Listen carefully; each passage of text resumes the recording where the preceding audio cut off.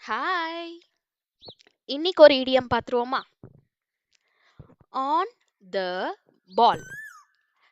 On the ball அப்படின்ற இடியமோட meaning alert, quick to understand, efficient.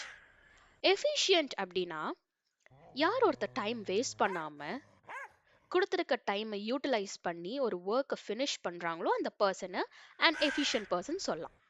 இப்போ ஆன் த பால் அப்படின்ற இடியம்க்கு எக்ஸாம்பிள் பார்ப்போம். He is on the ball when it comes to solving problem. நம்ம லைஃப்ல நம்மளை சுத்தி ஒரு சில பர்சன் இருப்பாங்க. அவங்களுக்கு ஏதாவது ஒரு ப்ராப்ளம் வரும்போது அந்த ப்ராப்ளமுக்கான சொல்யூஷனை தான் ஃபர்ஸ்ட் தேடுவாங்க. அந்த ப்ராப்ளமை புரிஞ்சுட்டு அதை சால்வ் பண்ண நினைப்பாங்க. இன்ஸ்டெட் ஆஃப் திங்கிங் நமக்கு ஏன் இந்த ப்ராப்ளம் வந்தது அப்படின்ட்டு யோசிக்காம இதை எப்படி சால்வ் பண்ணலான்னு சால்வ் பண்ணுவாங்க. அந்த மாதிரியான பர்சனை is on the ball when it comes to solving problem சொல்லலாம். Second one, she is on the ball with client emails.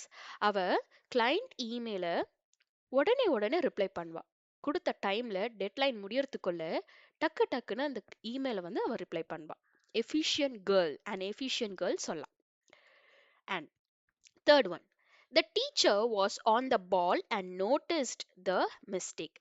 Teacher வந்து ரொம்ப அலர்ட்டா இருந்து எல்லா மிஸ்டேக்ஸையும் நோட்டீஸ் பண்ணாங்க. she noticed. இதுதான் இந்த சென்டென்ஸோட மீனிங். தேங்க்யூ.